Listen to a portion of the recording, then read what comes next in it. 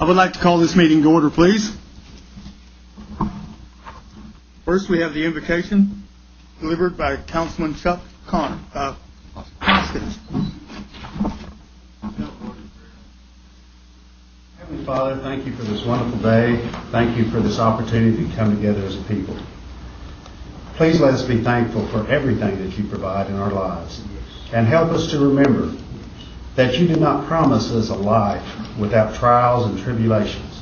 But the promise you did give us is that you'll be beside us at all times. Heavenly Father, please protect the members of the armed services serving throughout the world. In these things, in Jesus' name we pray. Amen.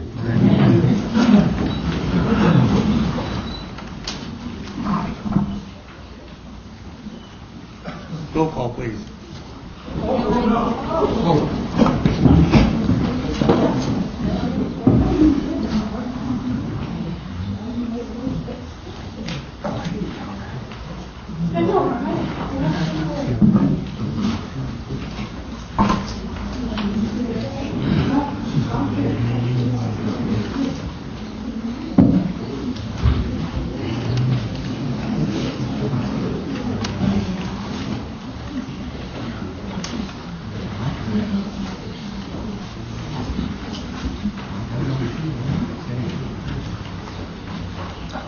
Roll call, please. Bill England. Here. Bill John Baker. Here. Audrey Connor. Helen Watt. Joe Pittman. Here. Mary Fraley. Don Garvin. Charles Hoskins. Here. William Johnson. Here. John Keener. Jackie Bob Martin. Linda O'Leary. Navon Shophouse. David Thornton. Present. Phyllis Cherokee. We have a form. Next is approval of the minutes of the previous meeting. Second. Motion made, seconded. All approve, aye. Aye. All opposed, no. Mr. Chairman, at this time, I would make a motion to amend the agenda to add resolutions 9 and 10. These are both resolutions that came forth to committee, but too late for this particular agenda. The first resolution is supporting the litigation in Mays County by smoke shop owners against the Oklahoma Tax Commission. I would ask that be called number 9. And then a resolution that we did this afternoon authorizing the principal chief to enter into the Osage versus the state of Oklahoma pending in federal court. Put that in form of motion. Motion's made, seconded. We'll have to vote on each one of these amendments. So we'll do a roll call vote on amendment number 9. All in favor will be an aye vote, and a no vote will be opposed to it.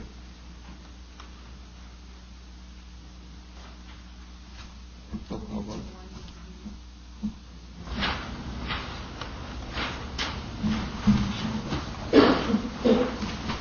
Bill John Baker. Aye. Audrey Connor. Helen Watt. Yes. Joe Pittman. Aye. Mary Fraley. John Garvin. Yes.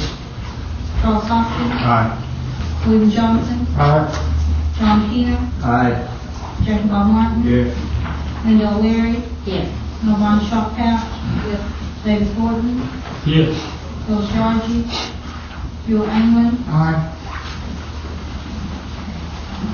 Resolution number 9 passed, will be added to the agenda. Resolution number 10, in the Osage case in federal court. We will do a roll call vote on it. Aye in favor and no opposed. Move unanimous consent. Motion made unanimous consent. All those in favor, aye. Aye. All opposed, no. Motion carried. Next item we come to is the State of the Nation, delivered by Mr. Tad Smith, Principal Chief.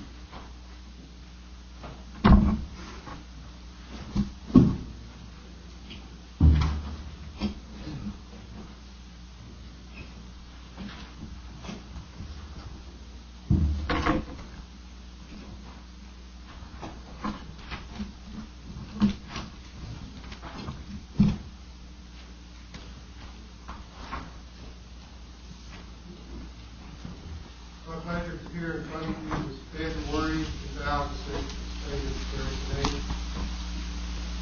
It's my custom to begin to recognize those our friends and citizens that have passed on. And this month it seems like there's been a number of our friends and family who's grown up. Eli Nofire, former Cherokee Heritage Center employee, a great cultural spokesman. Katie Pigeon, grandmother of Tammy Marshall, the Tracy TV and Health. Colleen Pruitt, mother of Mike Pruitt, the clinic director for Health Services. Bonnie Craig, for the former Top Leaves employee. Clay Morris is one of those that led Stokes. Ruby Chambers, mother-in-law to Arlene Chambers of Ferguson. Joe Stivers, husband to Ellen Utilio, the Indian Child Welfare employee. The Reverend Raymond Glass, father of former clinic employee Chuck Glass. Lily Poteet, grandmother to Troy Poteet. Plana Glory, wife of former council member Mike Glory. And I'm sure there's many others among our people that have passed on. And if you will, share with me a moment of silence for them and their families.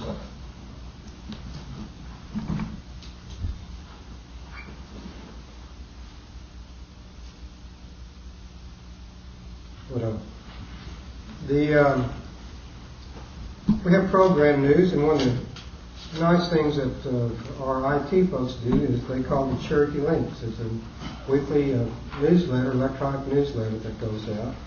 And let me read you a letter that came back to our IT guys, and they were very proud of it, and I think we all should be very proud of them. It says, I want to thank you for all the Cherokee links that you've sent to me throughout the years. It was a really great while I was deployed in Iraq. The link was the only real link I had with the Cherokee Nation, other than Deputy Chief Joe Grayson. I'm soon to be redeployed again after only a 6-month break. I just wanted to thank you all for your hard work in putting together the Cherokee link and keeping me involved with the Cherokee people. I'd hoped to return to Tahlequah before I was to leave again, but the trainings kept me from doing so. I will return when I get back from this new mission. Pray for us as I pray for our people. Kwakwu. Also, our Cherokee Nation Emergency Medical Services were recently honored with national recognition at the National Native American EMS Association in Las Vegas. 4 lead instructors and 3 co-instructors were on hand to accept the EMS Agency Award on behalf of Cherokee Nation EMS. It's an honor to be recognized through the nation as one of the top tribal training programs. In addition to the Group Award, instructor Tracy Glory was also recognized as the EMS Instructor of the Year. I want to see David Stewart is here, is he not? Okay. I've always wanted to take his steam or the fun part of his job about Orange County, but I'll resist just a little bit longer and let him talk about Orange County choppers here in a little bit. I'd like to brief you on the update of construction at Sequoia Gym and the Will Rogers Downs opening. Sequoia Gym is about 2 months away. It's making progress. We're all very anxious to see it open. We hope we could play in it this year. I'm not sure that the kids will be able to. On February 24th, and David might tell us some more about this, is the Will Rogers Downs opening with horses. There's the 11 o'clock news conference on that day. Thursday, I have the opportunity to appear from the U.S. Senate to testify on a bill co-sponsored by Senator Coburn. In the House, Representative Zach Wamp, who is a congressman from Chattanooga, and he actually lives next to the Trail of Tears, and it's been one of his passions to promote and recognize the Trail of Tears. So the bill that's pending doesn't have money in it, but it extends the designation of the Trail of Tears under the National Park Service. Senator Coburn is a co-author in the Senate and will appear there to testify on behalf of that bill. This evening we'd like to recognize our veterans, and Joe, if you'll come down. The person we would like to recognize and show our gratitude is Dewey C. Pickard, Jr., enlisted in the United States Marine Corps in November of 1943 and served till February of 1946. Do we have any Marines here? I guess not. I hadn't anticipated that. Hoorah! He participated and combated with the 4th Marine Division in Saipan, Iwo Jima, and after Iwo Jima he was sent to Guam, where he joined the 11th Gun Battalion as a machine gunner. While serving with the Marine Corps, he received the American Theater Asiatic Pacific Ribbon, the Presidential Unit Citation, the Navy Commendation Ribbon, Good Conduct Medal, the Victory Medal, Combat Action Ribbon. After returning to the United States and after the war, Dewey made his living driving trucks. He's now retired and lives in Oakland, Tennessee with his wife, Catherine. And I believe his brother is here this evening to accept the award in his behalf. So if you will, sir, come down and let us present this for you in behalf of a grateful Cherokee Nation.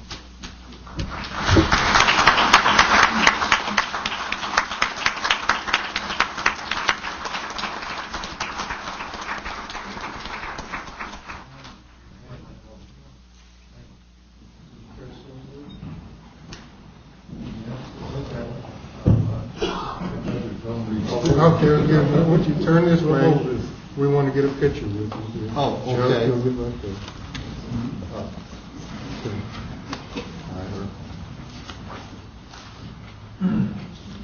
You will? Go ahead.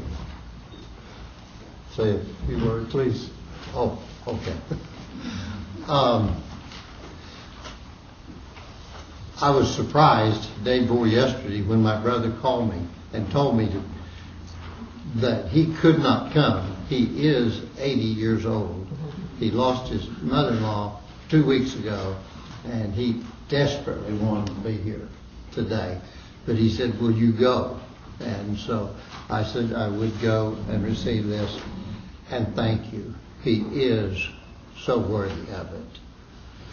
Joe asked me to say just a few words, I think, about Dewey's background, to illustrate a little bit, if I could. We're originally the old settlers group in early 1800s that came to this part of the country, and through everything that's happened, our family around Muskogee and that area has been there. I'm the little brother in the family, even at my age, and I had prepared for him a gift for this time of his picture and summary of his Iwo Jima, Tinian, Saipan feats. At barely 17 or 18 and one day, he volunteered to the Marines. He made the first landing on each one of those separate islands and didn't get a scratch. We'll never understand it. But he made it, especially the elongated Battle of Iwo Jima, 36 days, he made it on that 2 mile by 4 mile island. Our cousin, Paul Terry Jr., hit just down the beach from him, and he was killed the 8th day. Dewey has shared with me all of these, and I have liked to sit down and brag about him too, as the little brother, but I won't here. But we do have this set that we will leave all the history, his military history with you. Is that sufficient enough?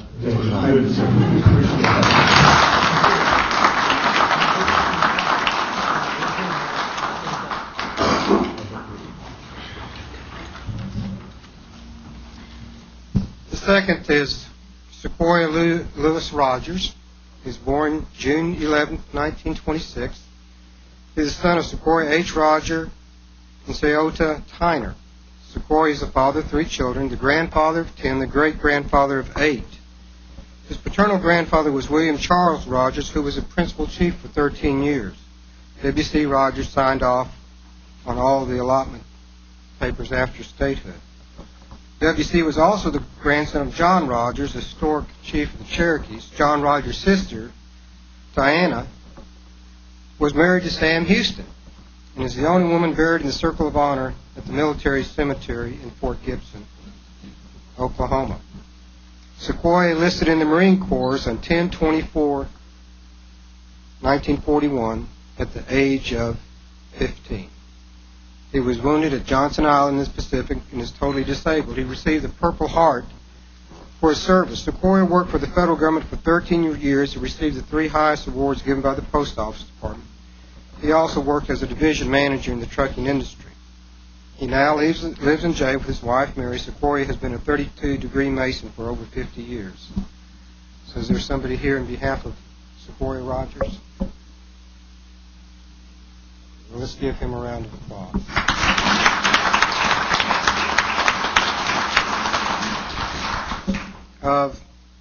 I'm going to close on the note that it's basketball season and Sequoyah is doing very well.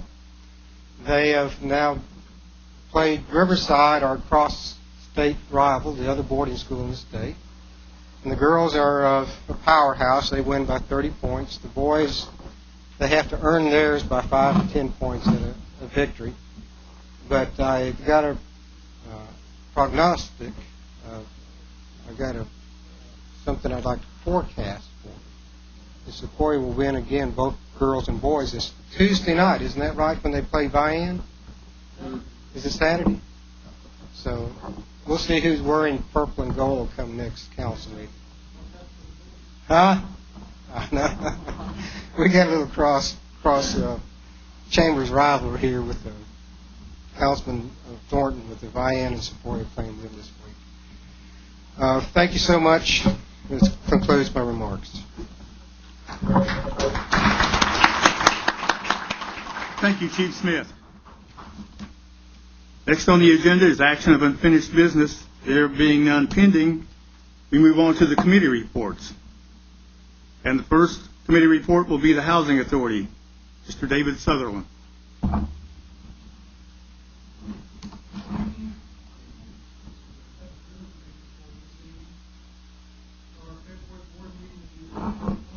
A week from tomorrow evening at 5:30 in the Allen Hogner Conference Room with the offices. We have a really light agenda and with only one agenda item. Excuse me. We're in the process of revising our human resources policy. We'll be going over that revision with the board. It's been probably 5 or 6 years since we've redone the whole policy to make sure we're up to date on everything, and we're going through that. Only one major change in the policy, and that's we're adding the ability to random drug test. We currently do a drug test prior to employment, but have no avenue for testing after we hire an employee. Now, our staff would make contact with thousands of tribal citizens annually, and we feel it's very important to have that flexibility to perform the random test. Our community meetings on mortgage assistance are going well. We've had meetings in 7 different locations so far. I think we have probably 8 more meetings to go. We've had over 200 families attend. Several of those looks like may work out for them. We have 2 meetings this week. Wednesday, staff from the Housing Authority, Community Services, Career Services, Human Services, and Commerce will be in Afton at the Northeast Technology Center. And then Thursday, we'll all be in Muldrow at the high school. That's my report for this evening. If anyone has any questions, I'm sure try to answer them. Any questions? Any questions? Thank you, David. Thank you. Next, we have Cherokee Nation Enterprises, Mr. David Stewart.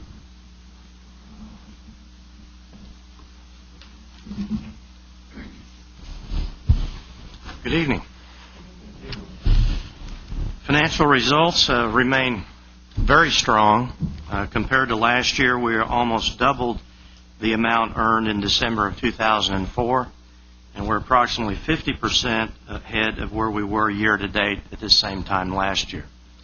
Again, I commend all of our employees and staff for doing an excellent job and continuing to provide the kind of customer service that brings all of our customers back.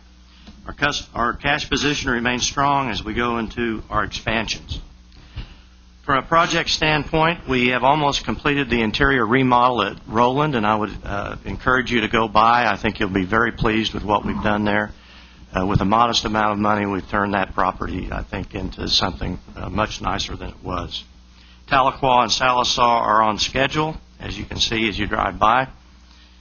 And our board of directors authorized the parking garage to be built in Catoosa, so that will commence within the next 60 days or so. We've also had not let the contract, but the plans are out for the Roland truck stop, so we will start construction on it within the next 60 to 90 days. As Chief Smith indicated, Will Rogers Downs will have its first race on the 24th, and we encourage you to be at the press conference at 11.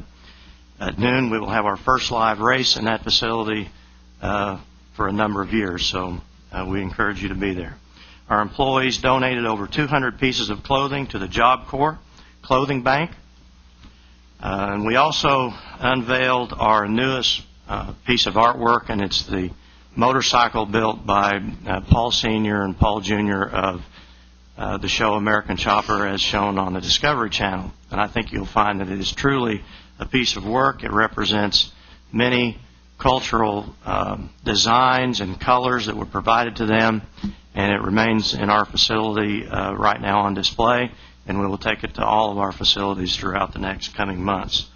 They did an excellent job on the bike, so it's an interesting piece of work. That would conclude my report. If there's any questions, I'd be glad to answer them. Are there any questions? Any questions? Thank you, David. Okay, thank you. Next, we have Cherokee Nation Industries, Mr. Jim Majewski.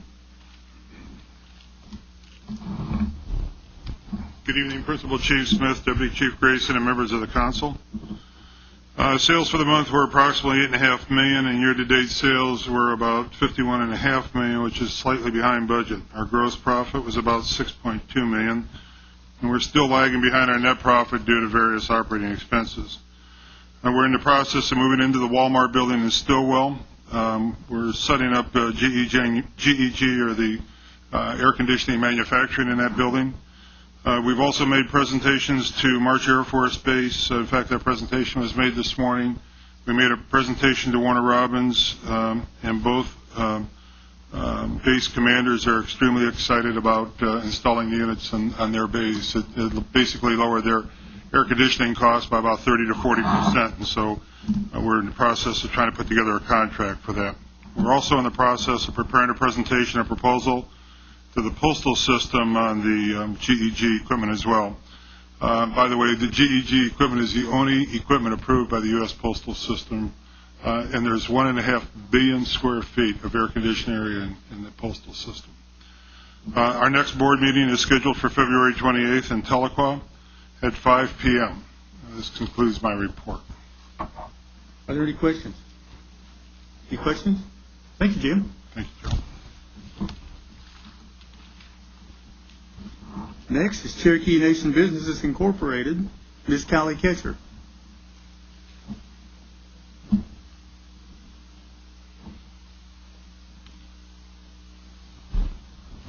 Good evening. Evening. Myself and several other CNB staff attended a really good economic conference last week. It's my first time to go. It's called RES, and we made a lot of great contacts both on the federal agency side and with some of the larger prime contractors such as IBM and Northrop Grumman for subcontracting opportunities. As of December 31st, CNB has 29 employees. 76% of these are Cherokee. 83% is total Native American. Cherokee CRC has continued to show good results. We've got 2 additional contracts that are in the final negotiation stages. Both of these contracts are multi-year contracts, and if those are awarded, that will give us a really good, solid book of business to go into the next 3 to 4 years. Our next board meeting is February 22nd at 10 a.m. in the CNB offices in Catoosa. That's my report. If anyone has any questions, I'll be happy to answer them. Any questions? Any questions? Thank you, Callie. Thank you. Next item on the agenda is old business. There being none pending, we move to new business. And the first item is a resolution approving the authorization of submission to of fiscal year 2006 Indian Housing Plan. Ms. Shophouse. This is a resolution approving and authorizing the submission of the fiscal 2006 Indian Housing Plan to U.S. Department of Housing and Urban Development. I put that in the form of motion. Second. Motion's been made and seconded. Any questions or discussion? All in favor, aye? Aye. All opposed, no? No. Roll call vote, please. Cherokee Walk, Yes. Joe Pinkham, Yes. Mary Fraley, John Garvin, Yes. Charles Hoskin, Yes. William Johnson, Yes. John Keener, Yes. Jacob Bob Martin, Yes. Linda O'Leary, No. Caroline Shophouse, Yes. David Thornton, Yes. Phil Georgie, Bill England, Yes. Bill John Baker, Yes. Audrey Connor, Motion passed.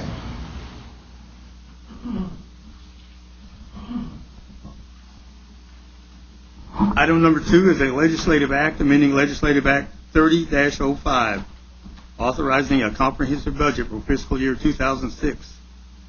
Ms. O'Leary. This amendment changes the total amount of the comprehensive budget authorization by an increase of a little over $1,021,000, and I put that forth in the form of a motion for approval.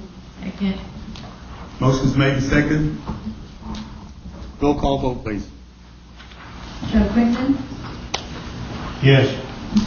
Mary Fraley, John Garvin, Yes. Charles Hoskin, Yes. William Johnson, Yes. John Keener, Yes. Jacob Bob Martin, Yes. Linda O'Leary, Yes. Caroline Shophouse, Yes. David Thornton, Yes. Phil Georgie, Bill England, Yes. Bill John Baker, Yes. Audrey Connor, Carol Walk, Yes.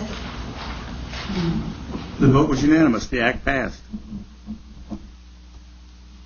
Item number 3 is a resolution authorizing financial depositories of the Cherokee Nation. Councilman O'Leary. Yes.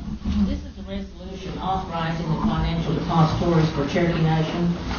We have a list of subsidiary deposits, and we're adding to this resolution Armstrong Bank. I put that forth in the form of motion. Second. Motion's made and seconded. Any questions or discussion? All in favor, aye. Aye. All opposed, no. Motion carried. Item number 4 is a resolution authorizing a grant of easement for right-of-way over tribal trust land in Adair County. Councilman Martin. Mr. Chairman, just finished reading this, a resolution authorizing grant of easement for right-of-way over tribal trust land in Adair County between Cherokee Nation and Housing Authority. The Cherokee Nation landowner line equipment addition number 2, the road easement, I would move for approval. Second. Motion's made and seconded. Any questions or discussion? All in favor, aye. Aye. All opposed, no. Motion carried. Item number 5 is a resolution authorizing grant of easement right-of-way over tribal trust land in Cherokee County between Cherokee Nation and Stick Cross Mountain Water Company. Councilman Martin. For construction of a pump station and an easement to tie the existing water line along County Road right-of-way. I'll move for approval. Second. Motion's made and seconded. Any questions or discussion? All in favor, aye. Aye. All opposed, no. Motion carried. Item number 6 is a resolution authorizing Cherokee Nation Environmental Programs to submit an application to the U.S. EPA. Councilman Martin. Yes, and this is for a water quality monitoring grant. The grant will be utilized for continued water quality monitoring and surface water within the Cherokee Nation. This grant is funded from the FY06 Clean Water Act, Section 106, Iowa Water Pollution Control Program, with grant amount of $135,000, master's part $7,105, and time match will be met by the CSEP administration budget. I'll move for approval. Second. Motion's made, seconded. Any questions or discussion? All in favor, aye. Aye. All opposed, no. Motion carried. Item number 7 is a resolution confirming nomination of Jim McGee. Move for approval, Mr. Chairman. Second. Motion's made, seconded. All in favor, aye. Aye. All opposed, no. Motion carried. Mr. McGee here. We'll move on to number 8.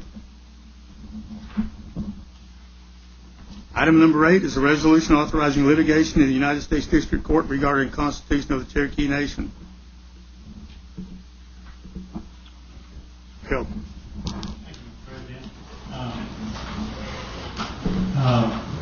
Mr. President, I would move to table this resolution. There's a petition, I understand, that's dealing directly with the Constitution. We have a full selection commission seated now. The filing should take place Thursday, and I would move that we table this pending the filing and ruling from the court. Second. Motion made, second. Questions? Mr. Chair, before I can vote on any of this, I'd like to understand more because I didn't hear anything about a petition. So I don't know why I would be convinced to table it at this point, not understanding what the petition is concerning.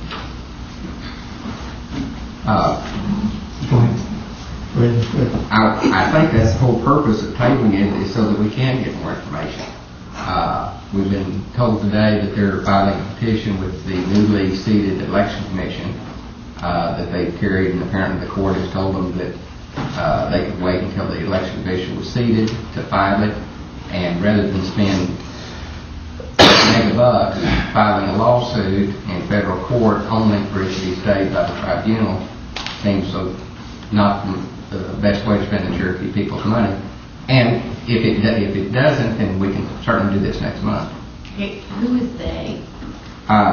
There's a whole group that passed petitions several months ago and dealing with this very issue. And it just doesn't make any sense Is to... this the disenfranchisement of absentee voters outside of the Cherokee Nation petition? I don't know that it was called that, no. Okay, so the petition to preclude outside... No, that is not the one that issued. The one that pertains specifically to this is a recall on this Constitution, I do believe. Okay. And like I say, we'll have plenty of time to discuss it in committee meeting if we table it and bring it forward. But I don't have enough information myself. Okay, just so that it's said publicly then, since it's the first time, I believe under our petition laws, that has to be done in a timely manner from the time that those signatures are required. So there's no movement by this body to do anything strange. There is a law in place that governs how quickly a petition has to be submitted. And if those signatures were obtained months ago, that may be outside of our hands already, and there's nothing that we've done new. If there's any discussion around that in public. So, but, okay, go ahead.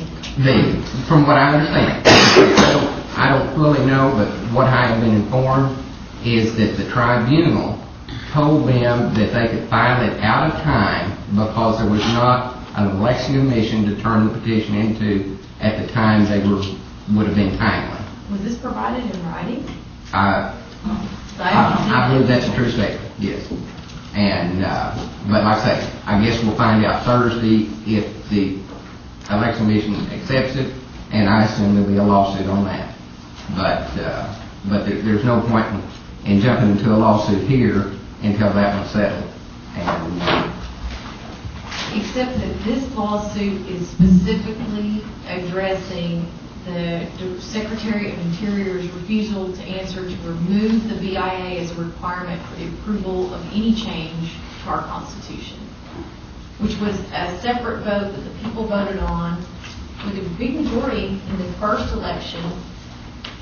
In the second election, brought in a new Constitution, which is what I'm hearing is being recalled. So this question isn't about the new Constitution, but about our ability to remove the BIA from oversight over our Constitution. I'm just concerned, I don't necessarily agree with it personally, but the people voted, and it's been over 2 years now. And I think this litigation that is being requested, there's no funding required for it, and all it is requesting the Secretary of the Interior to actually answer us, which I think we and the Cherokee people are doing. Mr. Chairman, there's other issues here besides just the filing of the petitions or the Election Commission accepting those. Number one, we don't have BIA approval yet. That's still pending. Number two, it's premature to consider this legislation. There's a pending Freedman lawsuit, both in federal court and I believe at the JAT level also. And constitutionally speaking, it is still questionable and arguable whether or not the Constitution, as the people voted, were maybe misinformed, because the Constitution says we vote on each amendment separately.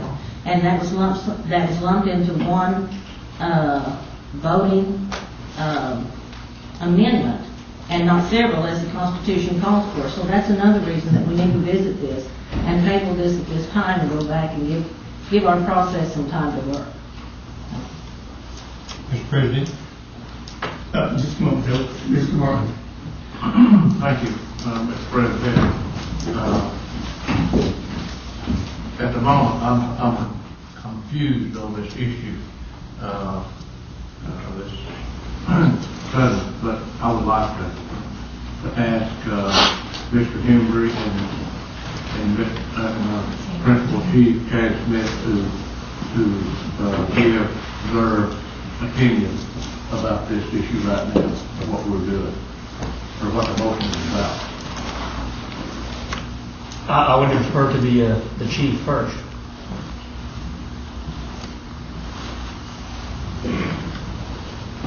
The question is about the resolutions before the body. I can't speculate. I've not heard anything about a petition. There's a process for that. If we make our decisions on speculation, the body's going to have a hard time maintaining order in the years to come. The issue of this particular resolution for the council about authorizing litigation against the Bureau of Indian Affairs goes back to the core of the sovereignty of the Cherokee Nation. Basically, we're a government.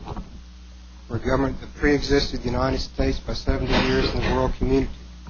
1721 was our first treaty with Great Britain. We had 10 treaties with Great Britain before there ever was a United States. The U.S. Supreme Court says in 1830 we're a dependent domestic nation. The U.S. Constitution does not bind the decisions of this council because we are dependent. We're independent. We have told our people through our 75 Constitution that we will abide by the United States Constitution. But the law is very clear. We're a separate sovereign. For several years, the Bureau of Indian Affairs has stonewalled a response on the voice of the Cherokee people in 2003. This resolution and possible litigation doesn't change the opportunity to recall the Constitution, contest the process of the Constitution. All this resolution does is says the BIA doesn't make those decisions. Our court makes those decisions. Our council makes those decisions. Our people makes those decisions.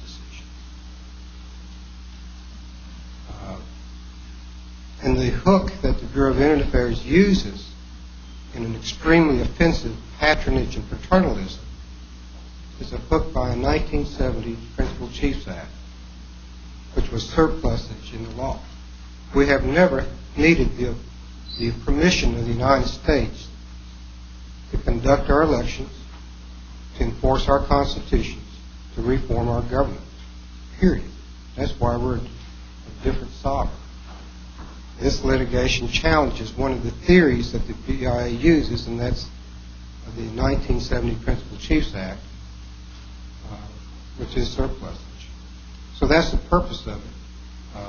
And really the passage of it doesn't affect the remedies, the causes of action that any Cherokee would choose to exercise under our constitutional laws.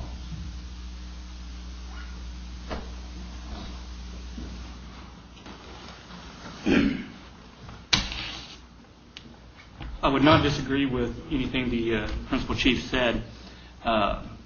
For full disclosure, I want everyone to know that I was a member of the Constitution Commission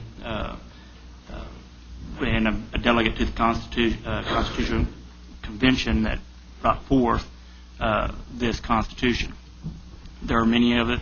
There are items in there that I feel strongly in favor of. There are, frankly, items in it that I disagree with.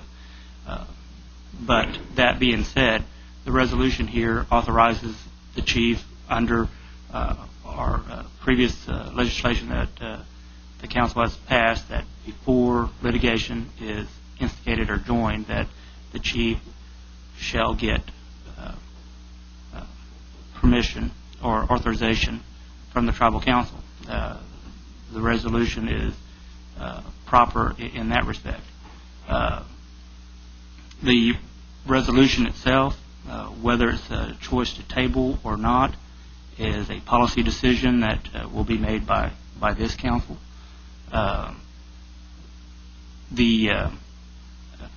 In the debate that, or in the comments that were made, are some very good points.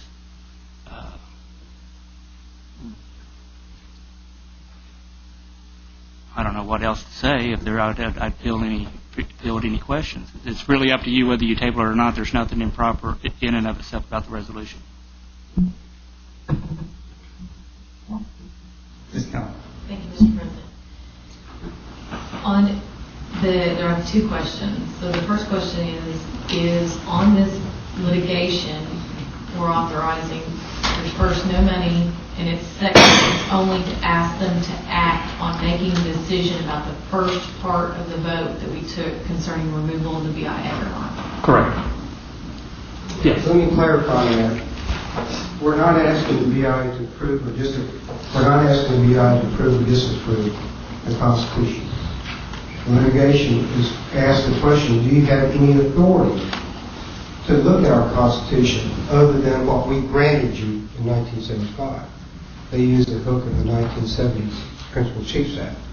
We believe that Congress has never given the BIA authority to treat us as a stepchild by approving our constitutional authorities. Okay. My second question is since the freedmen already have their lawsuit in place, are we really affecting them? Because they would be considered first, right? There are at least two freedmen lawsuits that I'm aware of. One is in federal court in I believe, Washington, D.C. The second is in by Ms. Lucy Allen in our Judicial Appeals Tribunal. This resolution is not going to affect the rights and remedies of that litigation or that litigation. Yeah, excuse me, I've been fighting a cold all week long. But the remedies, and if there is a petition that can be properly brought forth to the election commission, or there's a petition that needs to be started anew to recall the 99 Constitution or any other provision of the 1976 Constitution, those rights are still available to the Cherokee people. I do not know the status of the petition that was circulated, and that may be in a state of limbo. I do not have that information before me. But to answer the question directly, no, the freedmen lawsuits are not going to be affected if there is a lawsuit to make the Bureau of Indian Affairs answer this question. Thank you. Call for the question. Question's been called. Sorry. Okay. David?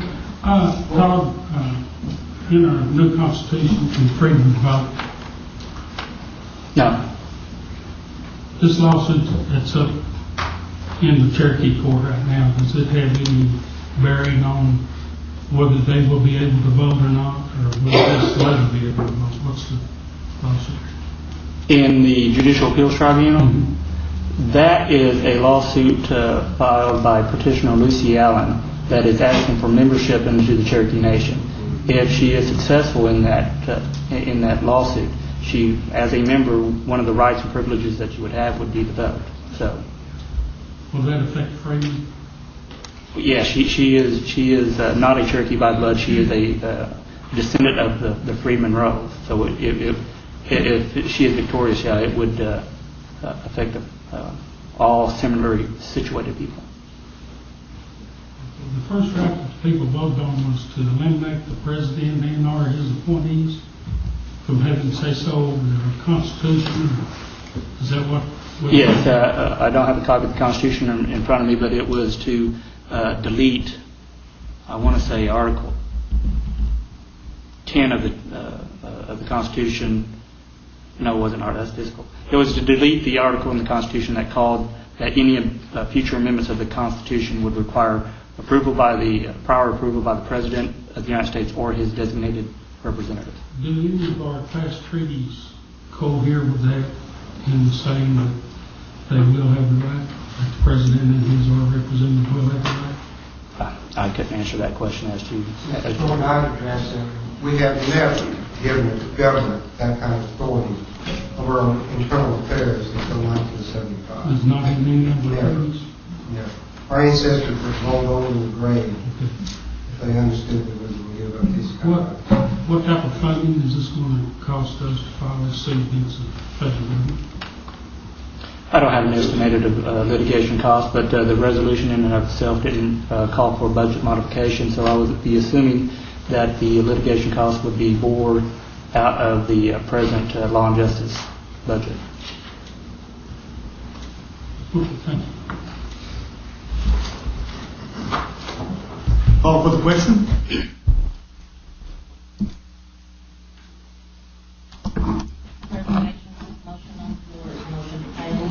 Yes, vote would be the table, right? Vote is to table. All in favor of tabling the motion? Aye. All opposed, no? No. Roll call vote. Joe Quinton, Yes. Mary Fraley, John Garvin, No. Charles Hoskin, Yes. William Johnson, No. John Keener, Yes. Jacob Bob Martin, No. Linda O'Leary, Yes. Melvin Shophouse, Yes. David Thornton, Yes. Phyllis Yargy, Bill England, No. Bill John Baker, Yes. Audrey Connor, Carol Callen Watt,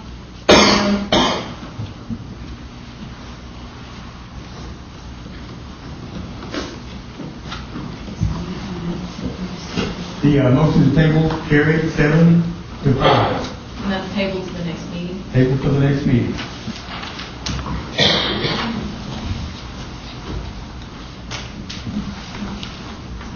Commissioner, that was tabled pending the filing of the petition and moving to the courts. That was the motion. That was That was the motion? That's the Yes. motion. Table pending Filing the petition and the ruling of the court. Yes.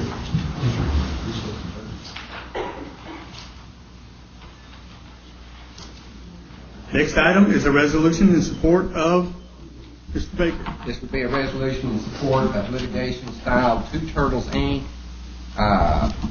And others versus the Oklahoma Tax Commission. It's better known as the Mays County lawsuit, and I'd move for its approval. Motion made, seconded. Any questions or discussion? All in favor, aye. Aye. All opposed, no. Motion carried.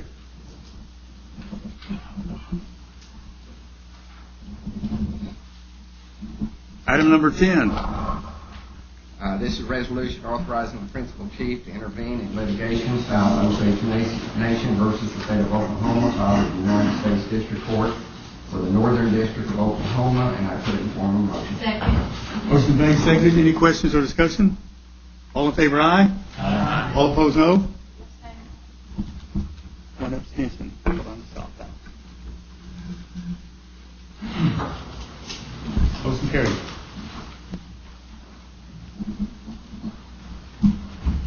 Next, we come to the announcements.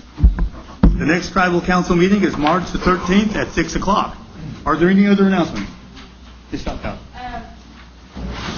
On February 25th, the American Legion at Kansas, Oklahoma, will benefit hog tribe pie auction for the Paris Princeton family. Their daughter was mauled with a pit bull and was cradle burned 2 weeks before. So I think the hog tribe is 4 p.m. and thereafter is the gospel singing and pie auction. Thank you, Mr. President. I'd like to introduce some visitors from Three Rivers District. Starting over here is Dixie Mabry, holds her hand up. Barbara Harris, Virginia Reese.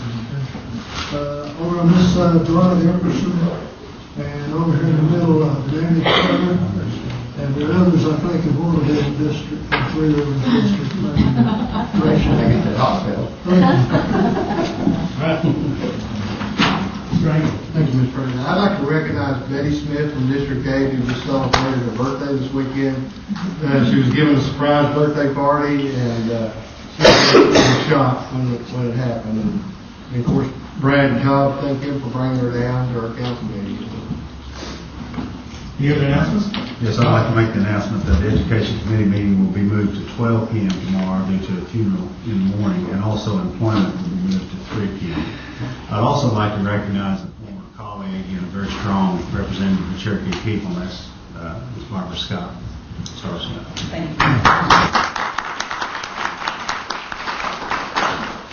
you. Any other announcements?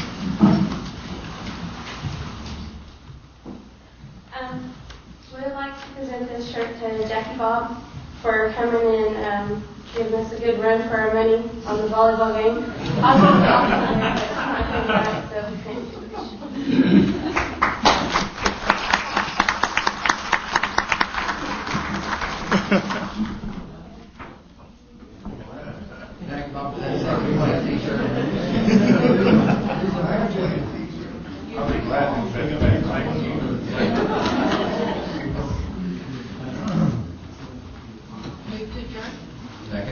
Motion made, second. All in favor, aye? Aye. All opposed, no. Meeting adjourned.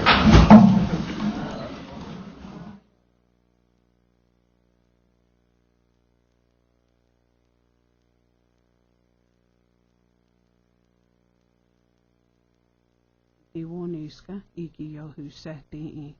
Skino use tundula hatinios telektani nogiska tunisquango tohti. Kohikta neha fest iki yo husela teleki unda nai. Teleki totawaska sanale tunilawisti yuta lut sitani nogisko teleki.